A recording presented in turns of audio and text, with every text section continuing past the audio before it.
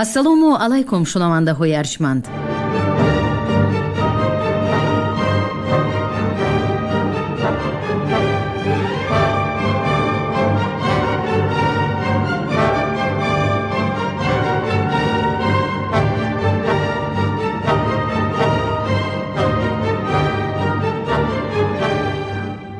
ба таваҷҷӯҳи шумо гуфтор аз силсилаи хониши адабӣ.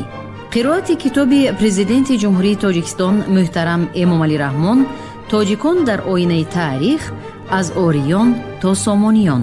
китоби сеюм, гуфтори 84. خلافت عثمان و آغاز لشکرکشی‌های عرب به خراسان و ماوراء النهر.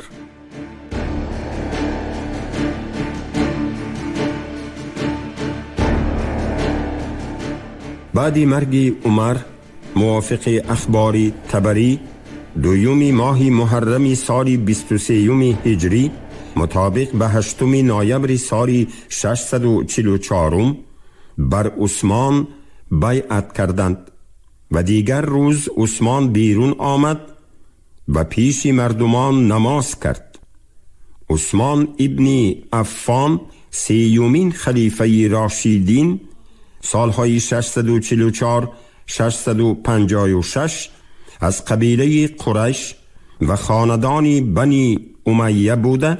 قبل از اسلام آوردن به تجارت شغل داشت. پدرش عفان از ثروتمندان قریش بوده. سلسله نسب عثمان به عبدالمناف بابای سوم پیامبر می رسید.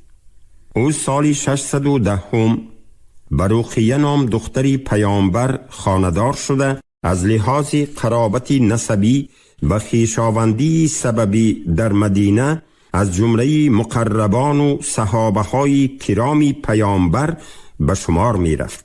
سال 2 هجرت رقیه از جهان گذشت و پیامبر دختری دیگرش کلثوم را به همسری عثمان داد.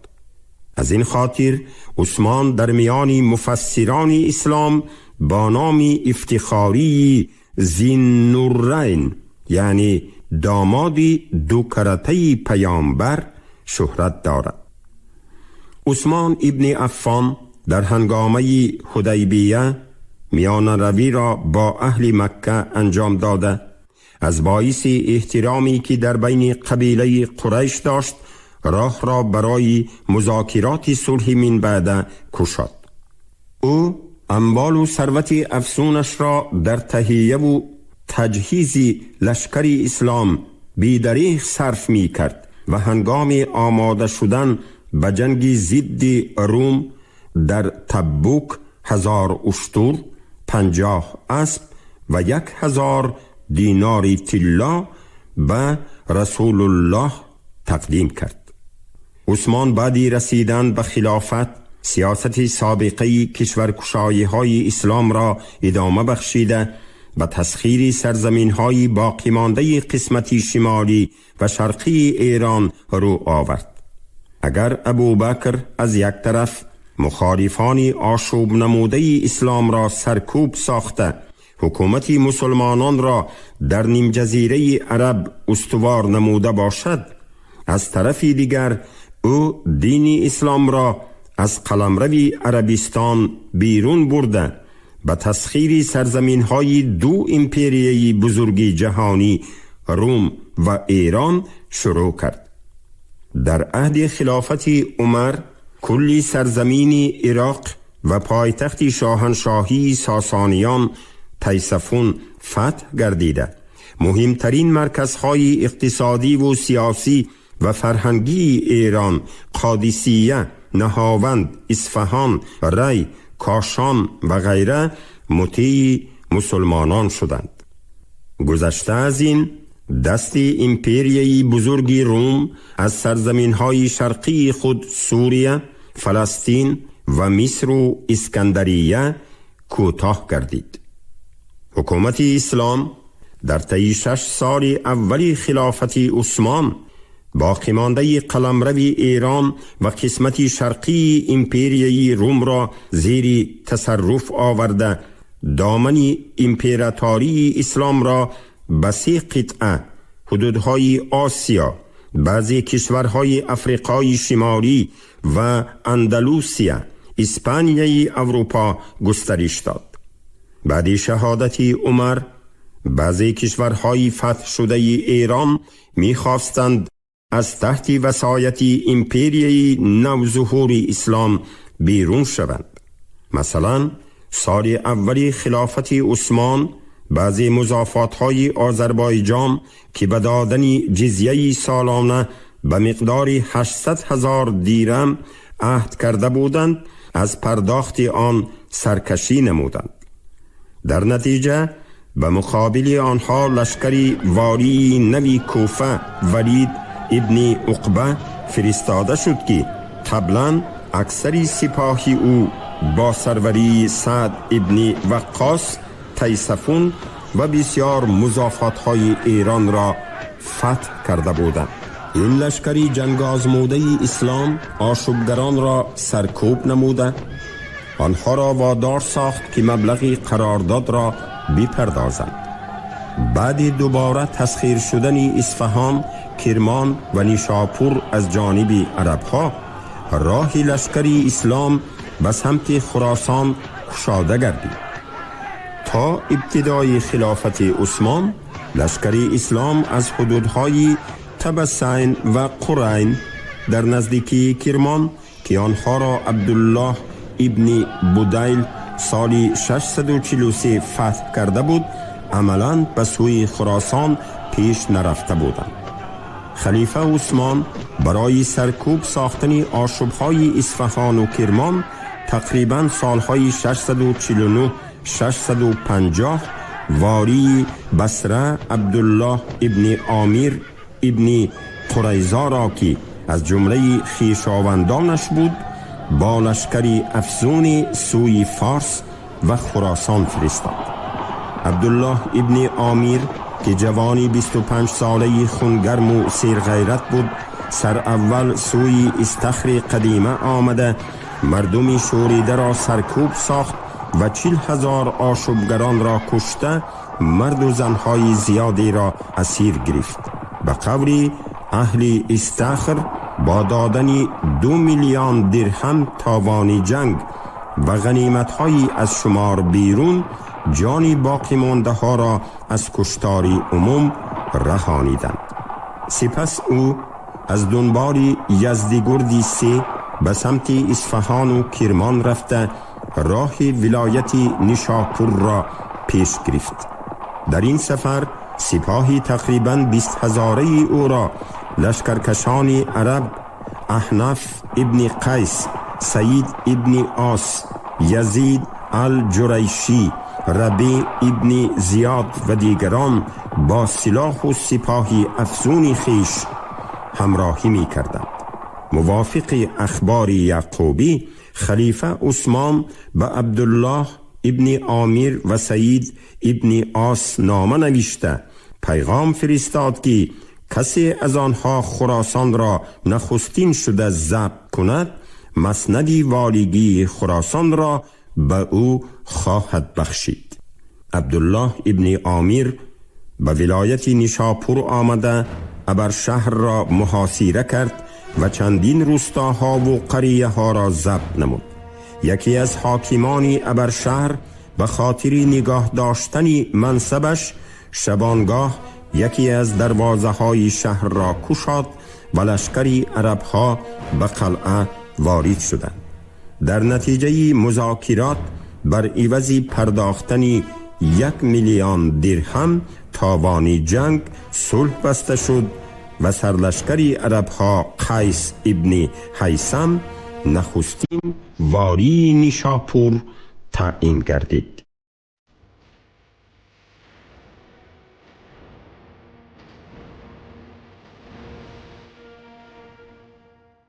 همین طریق عبدالله ابن عامر سال 651 ولایت نیشاپور را با مرکزش ابرشهر فتح نموده با راه مذاکرات، صلح و سازش و ادامه جنگ شهرهای طبسین، جام، توس، مرو، ابیورد، نیسا، سرخس و ولایت هرات را با شهرهای بوشنج و بادغیس مطیع کرد و موافق معلومات بلعمی تنها در طی 1 سال به مدینه 6,200,000 درهم و دیگر غنیمت‌ها را فرستاد.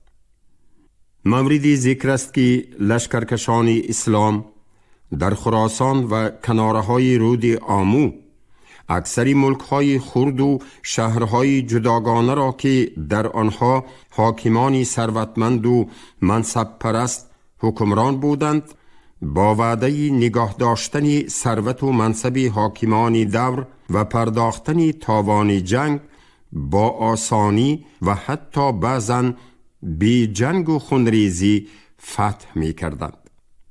موافق معلومات بلازوری در فتوح البلدان و تاریخ سیستان، لشکرکش عرب ربیع ابن زیاد به سمت سیستان حرکت کرده با ساکنان کرکوی سازشنامه بست و در کنارهای زرنگ پایتخت سیستان جنگی شدیدی نمود که هر دو جانب تلفات افزونی دادند. هنگام محاصره زرنگ ساکنان شهر بارها بیرون آمده به عربها حمله می آوردند و بسا مردانه می جنگیدند. چون کار به مذاکرات و مصالحه کشید، حاکم سیستان ایران پسری رستم برای گفت و گذار به حضور ربیع ابن زیاد آمد. او از دور ربیع ابن زیاد را دید که مردی است قوی هیکل و درشت اندام، پوست رویش آفتاب سوخته و سر و رویش پر از پشم، لبهایش غفص و دندانهایش بزرگی برجسته و با همان سر و صورتی زیشت در بالای جسد مرده ها نشسته به واخوری آماده گشته است. او از سر و صورت غریبی ربیع ابن زیاد به تعجب افتاده اظهار کرد. میگویند که اهریمن در روز پدید نه آید، ولی بنگرید او اندر پیش چشم ماست. هنگامی که به ربیع این گفته ها را ترجمه کردند، قناعتمندانه خندید و بی‌پروایانه قیمت مصالحه را افزود. مطابق این مصالحه ایران پسری رستم می بایست به ربیع 1000 غلام یکچینی در دستشان 1000 جام طلایی می پرداخت و از منصب و ثروتش ایمن می ماند.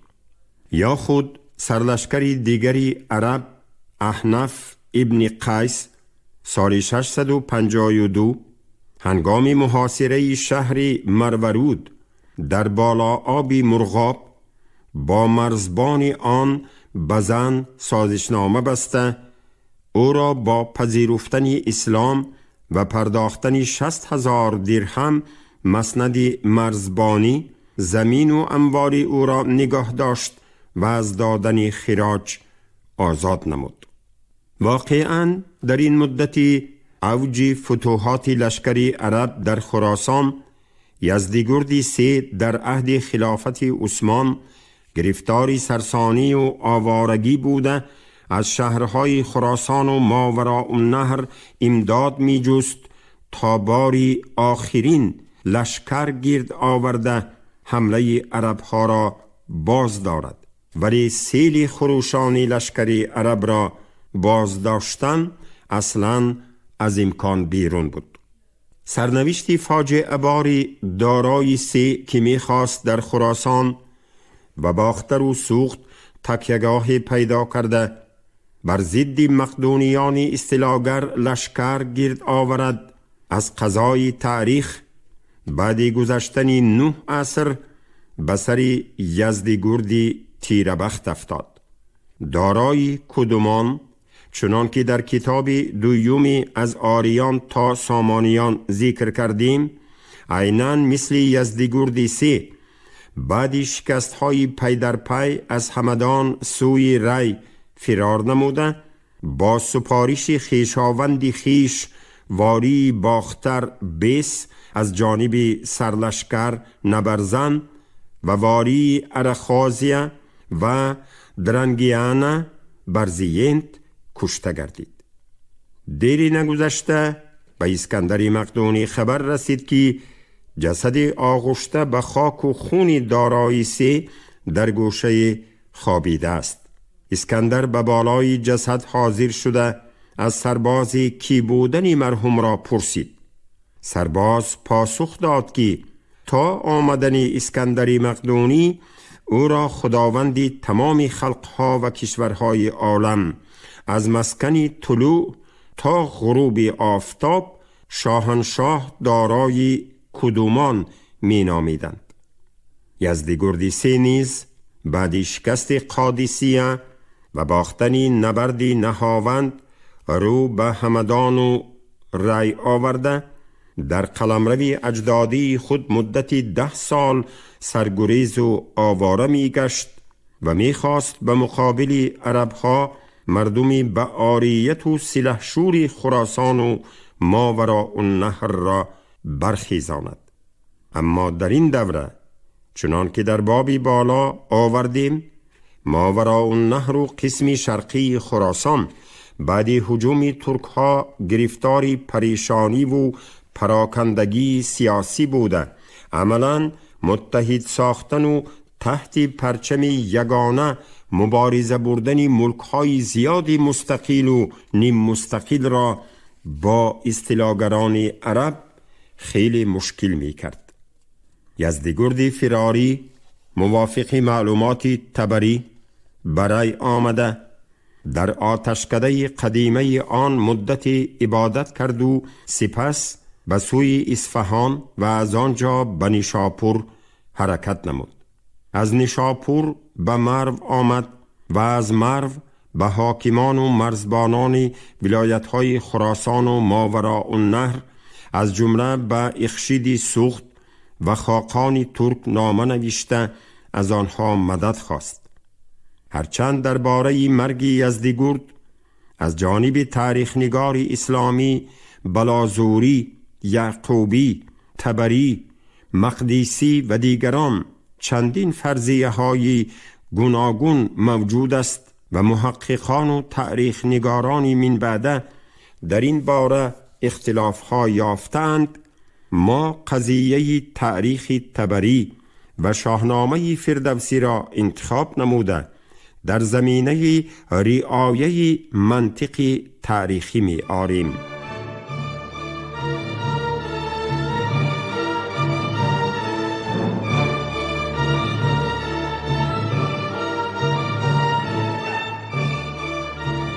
مطابق معلومات تاریخ طبری، هنگامی که یزدگرد آمدن سپاه امدادی را از مرزبانان ولایت ها از جمله اخشید سوخت و خاقان ترک چشمدار بود، به یاری سرلشکری عرب احنف ابن قیس از کوفه پی در پی دسته های نو می رسید.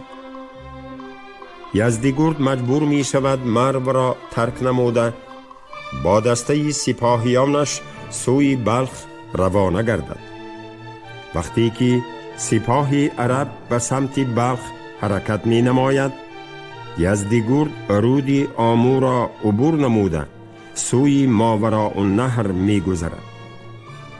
در اینجا او از حساب دسته های فرستاده اخشید سوخت و خاقان ترک به قول طبری 7000 مرد شماره عمومی لشکرش را افزوده برای جنگیدن از نو به سمت بلخ حرکت می کند.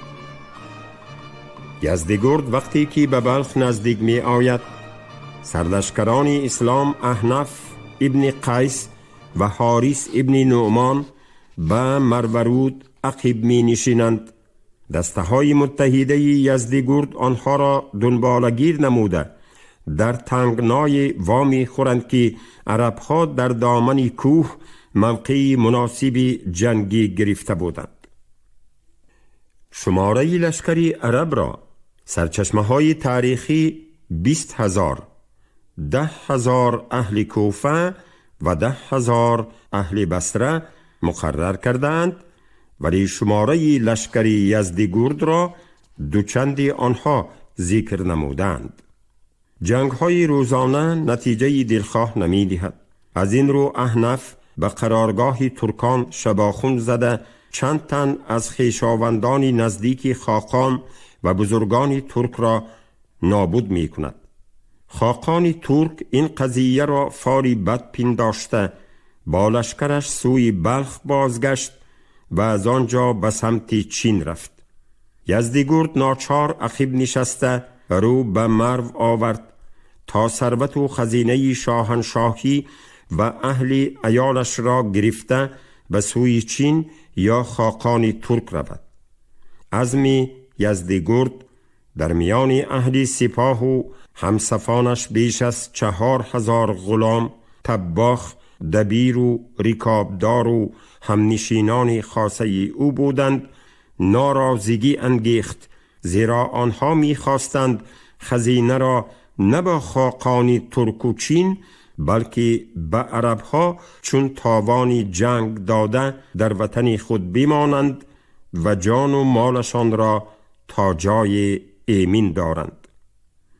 به قول طبری مهتران عجم که با او بودند گفتند: چی خواهی کردن؟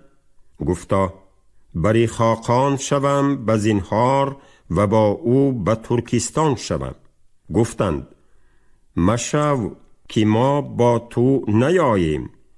ترکان مردمانی اند که ایشان را دین نیست و وفا نیست.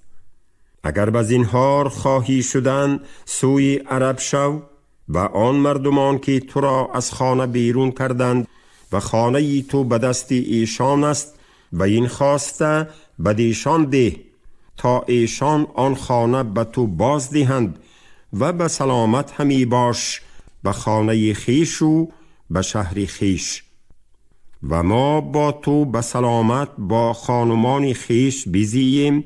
بهتر بود که به خانه کسان و به ترکستان.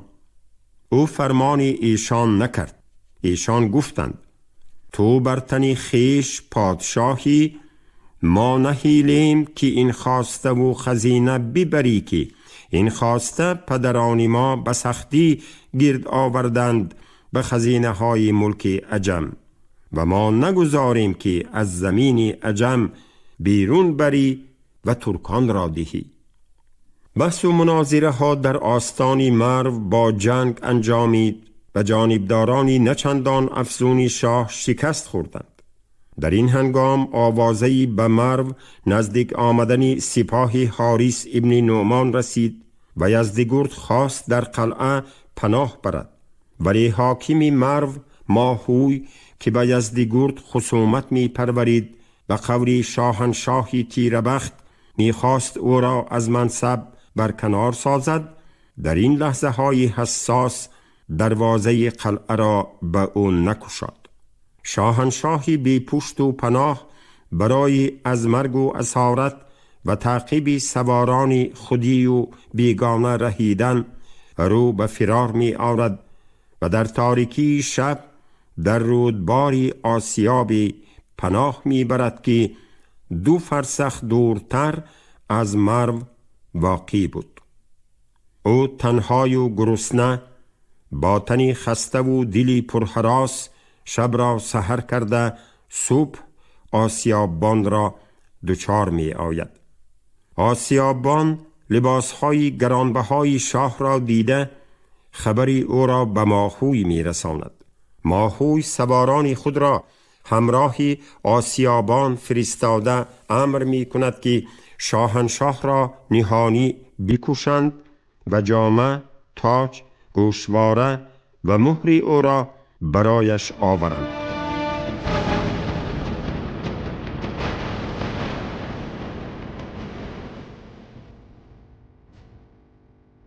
همین طریق موافق معلومات فردوسی یزدگرد در روز 3 خرداد ماه مطابق به 23 ایولی سال 651 میلادی کشته گردید و سلسله دودمانی ساسانیان بریده شد و پادشاهی 425 ساله آنها خاتمه یافت.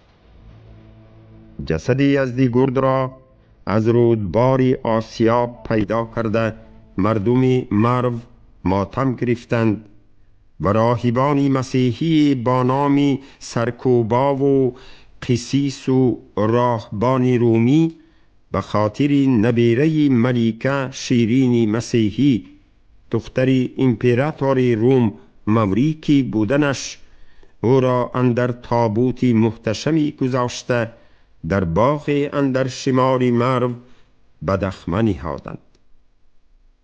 و قول فردوسی سقف گفت ما بندگانی توییم، نیایشگری پاک جانی توییم، که این دخمه پرلاله باغی تو باد، کفن دشتی شادی و راغی تو باد. بگفتند و تابوت برداشتند، ز هامون سوی دخمه بگذاشتند. بدان خوابگاه رفت ناکام شاه، سر آمد بر او تخت و تاج و کلاه.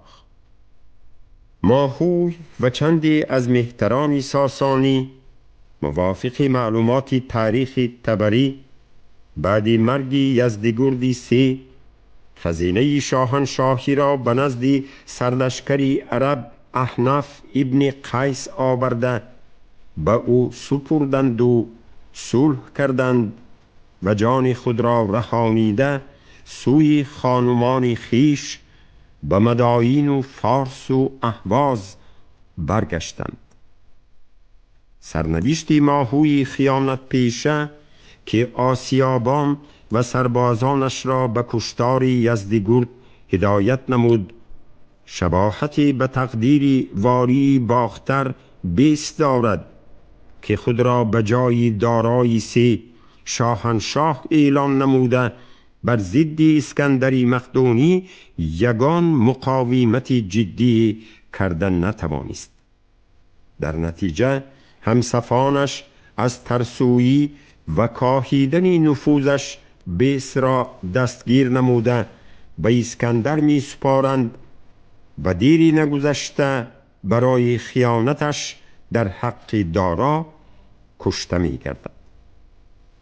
از روی روایت فردوسی ماهوی نیز بعدی به سر نهادن تاج یزدگرد و پوشیدن جامه زربافت او بر تخت نشسته خود را شاهنشاه اعلان کرده باشد هم کسی او را اعتراف نمی نماید.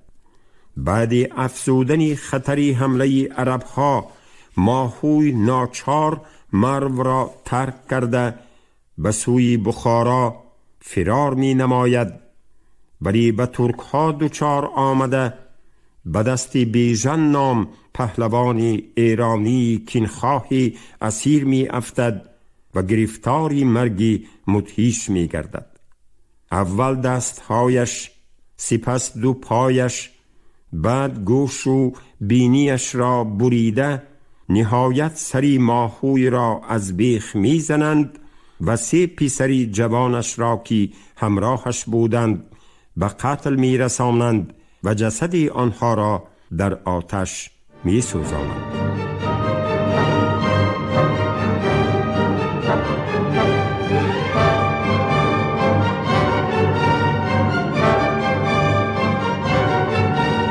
شنوندگان گرامی، شما گفتار 84 را از کتاب پرزیدنت جمهوری تاجیکستان محترم امامعلی رحمان تاجیکان در آینه تاریخ از اوریان تا سامانیان شنیدید.